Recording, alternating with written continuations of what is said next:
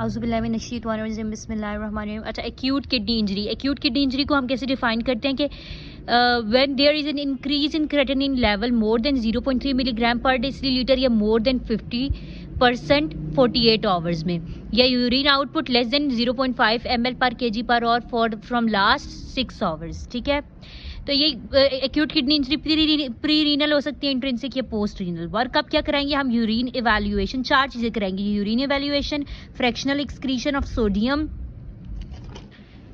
Renal ultrasound और other workup. ठीक है, तो यूरिन इवैल्यूएशन में क्या है? यूरिन आउटपुट देख लेंगे, यूरिन एनालिसिस, यूरिन सेडिमेंट्स और electrolytes and osmolality. Fractional excretion of sodium को हम कैसे डिफाइन करते हैं? Urine in sodium divided by urine in plasma, whole of it is divided by urine creatinine by plasma creatinine. अगर ये 1% से कम आया इसका मतलब pre renal acute kidney injury है, और अगर मोर देन 2% तो इसका मतलब एक्यूट ट्यूब्यूलर नेक्रोसिस है, यानी कि रीनल इंजरी है।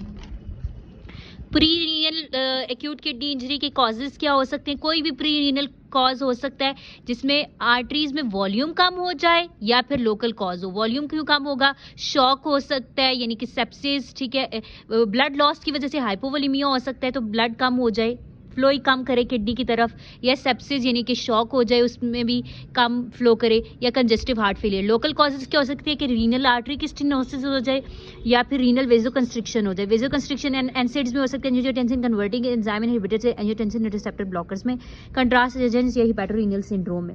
डायग्नोज कैसे करेंगे? प्री रीनल इंजरी होगी तो हाईलाइन कास्ट आएंगे, blood urine nitrogen to creatinine ratio more than 20:1 होगा। पोस्ट में और प्री में, रीनल इंजरी में, दोनों में मोर देन 20:1 होगा blood urine nitrogen to creatinine ratio. अगर लेस है तो मतलब रीनल है कॉज।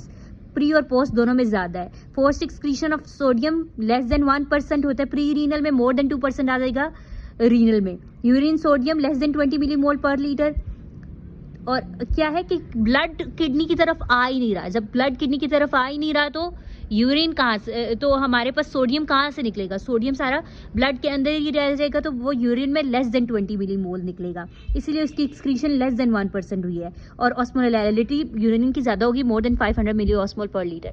अब हमने क्या करना है? अंडरलाइंग कॉज को ट्रीट करना है, जो भी अंडरलाइंग कॉज है, और उसको बहुत सारा रिस्टोर करना है ब्लड वॉल्यूम के लिए। उसके लिए और inotropic agents like epinephrine, norepinephrine, dopamine, dobutamine, digoxin वगैरह दे सकते हैं। मेटाबॉलिक एसिडोसिस है तो उसको रिस्टोर करने के लिए ब्लड वॉल्यूम को रिस्टोर करेंगे, और अगर बहुत सवेयर है तो फिर सोडियम बाइकार्बोनेट भी दे सकते हैं। इंट्रिंसिक कॉजेज कौन से होते हैं? या तो एक्यूट ट्यूब्यूलर नेक्रोसिस या एक्यूट इंटरस्टिशियल नेफ्राइटिस हो सकता है। इसके अलावा ग्लोमेरुलर नेफ्राइटिस भी हो सकता है, कंट्रास्ट एक्यूट, ठीक है, ये कुछ और भी, कंट्रास्ट एक्यूट किडनी इंजरी या रेब्डोमायोलाइसिस या small vessel disease like cholesterol emboli या थ्रोम्बोटिक माइक्रोएंजियोपैथी भी हो सकती है। हम डिस्कस करेंगे एक्यूट ट्यूब्यूलर नेक्रोसिस को और एक्यूट इंटरस्टिशियल नेफ्राइटिस को। एक्यूट ट्यूब्यूलर नेक्रोसिस में क्या है कि ब्लड जो है ना वो थोड़ा आएगा किडनी की तरफ, तो जो ग्लोमेरुलस के ट्यूब्यूल्स हैं उनकी खुद ही नेक्रोसिस हो जाएगी। नेक्रोज जब हो जाएंगे, अब ये इनकी नेक्रोसिस होगी तो अब यहाँ पर सोडियम रीअब्सॉर्ब नहीं होगा, तो सोडियम ज्यादा एक्सक्रीट हो जाएगा। ठीक है, सोडियम ज्यादा एक्सक्रीट होगा तो fractional excretion of sodium more than 20% हो जाएगी, और यूरिन में सोडियम मोर देन 20 मिलीमोल पर लीटर हो जाएगी, और उसकी ऑस्मोलैलिटी लेस देन 300 मिली ऑस्मोल पर लीटर हो जाएगी। ठीक है, कॉजेज इसका क्या हो सकता है? इस्कीमिया, वही मैंने बताया, इस्कीमिया या टॉक्सिन्स जो है इसको डिस्ट्रॉय कर सकते हैं, लाइक कोई भी antibiotics, aminoglycosides, pigments like haemoglobin, myoglobin, proteins like immunoglobin, light chains, crystals like uric acid वगैरह। इसके कोर्स में इनिशिएशन फेज होता है, मेंटेनेंस फेज और रिकवरी फेज। इनिशिएशन फेज में क्या है कि यूरिन आउटपुट डिक्रीज होना स्टार्ट होगा और पोटेशियम बढ़ना स्टार्ट होगा। ठीक है, फर्स्ट 36 आवर्स में यूरिन आउटपुट डिक्रीज होगा और ब्लड यूरिया नाइट्रोजन इंक्रीज होगा।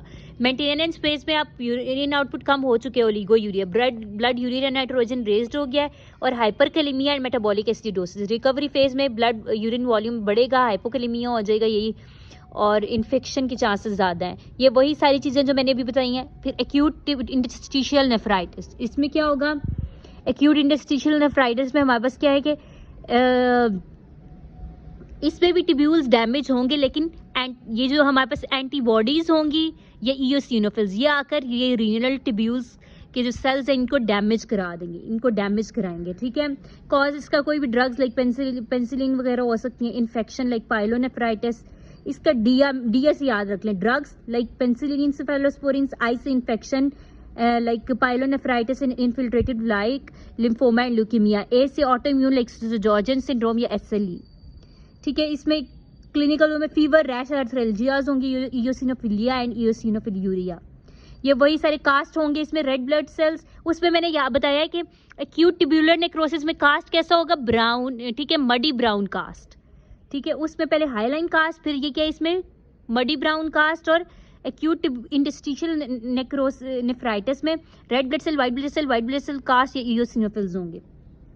Blood urea nitrogen to creatinine ratio less than 23:1। इसका क्या ट्रीटमेंट हम करेंगे, जनरल मेजर्स अंडरलाइंग कॉज को ट्रीट करेंगे, फ्लूइड लगा देंगे। और अगर हम इसको इन्फेक्शन समझ रहे हैं, सेप्टिक समझ रहे हैं, तो फिर एम्पेरिक एंटीबायोटिक्स दे देंगे जब तक कि ब्लड कल्चर का रिजल्ट ना आ जाए। कॉर्टिकोस्टेरॉइड्स देंगे क्योंकि वो जल्दी इफेक्ट करेंगी, इसके रिकवरी कराएंगी। अब कॉम्प्लिकेशंस क्या हो सकती है और उनका ट्रीटमेंट क्या होगा। हाइपरकैलेमिया अगर हो गया तो हम इसको 6 से ट्रीट करेंगे, दैट इज हम सल्ब्यूटामोल देंगे, इंसुलिन दे देंगे, साथ में ग्लूकोज। सी से क्या है, कैल्शियम ग्लूकोनेट जो फर्स्ट लाइन ड्रग है। और के से काइक्सिलेट दे देंगे। काइक्सिलेट जस्ट उसको रिमूव करेगी फ्रॉम बॉडी। कैल्शियम ग्लूकोनेट उसको ये हार्ट प्रोटेक्टिव है। इंसुलिन जो है जस्ट मूव करेगी इनसाइड द सेल। और सल्ब्यूटामोल भी just inside the cell potassium को मूव करेगी। पल्मोनरी एडिमा है तो उस बंदे को बिठाएंगे और ऑक्सीजन मास्क लगा देंगे, हाई फ्लो ऑक्सीजन करेंगे और central positive air pressure ventilation कराएंगे।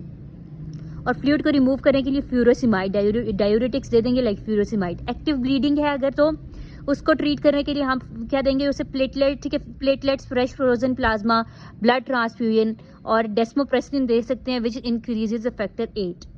एक्यूट डायलिसिस हमने कब करनी है, अर्जेंट डायलिसिस तब जब इनमें से कोई कंडीशन डेवलप हो तो फिर हम एक्यूट डायलिसिस करेंगे। क्या condition, like metabolic acidosis, hyperkalaemia, वही मैंने जो बताई, hyperkalaemia, pulmonary oedema, metabolic acidosis या यूरेमिक इंसेफेलोपैथी या यूरेमिक पेरिकार्डाइटिस। ठीक है, फिर हमारे पास post renal acute kidney injury हो सकती है। पोस्ट रीनल ये है कि हमारे पास ये अगर यूरिनरी ब्लैडर है, इसकी ये जो नेक है यहाँ पर प्रोस्टेट पड़ा होता है तो प्रोस्टेट का कार्सिनोमा हो सकता है, प्रोस्टेटिक हाइपरप्लेजिया हो सकती है, एंटीकोलिनर्जिक ड्रग्स। इसके अलावा बायलैटरल जो ऊपर यूरेटर्स आ रहे हैं इनके अंदर स्टोन बन सकता है, इनकी मेलिग्नेंसी हो सकती है, ये रिट्रोपेरिटोनियल फाइब्रोसिस हो सकती है। डायग्नोसिस में हम क्या करेंगे, blood urea nitrogen to creatinine ratio, इसमें भी मोर देन 20:1 होगी, यानी कि डिस्टेंडेड ब्लैडर हो सकता है, डायूरेसिस या हाइड्रोनेफ्रोसिस ऑन रीनल अल्ट्रासाउंड हमें मिलेगा। ट्रीटमेंट इस पर भी हम जस्ट कैथेटर डालेंगे अंदर और यूरोलॉजी की कंसल्टेशन के लिए उसे भेज देंगे। ये बाकी वही चीज़ें रिपीट हुई हैं।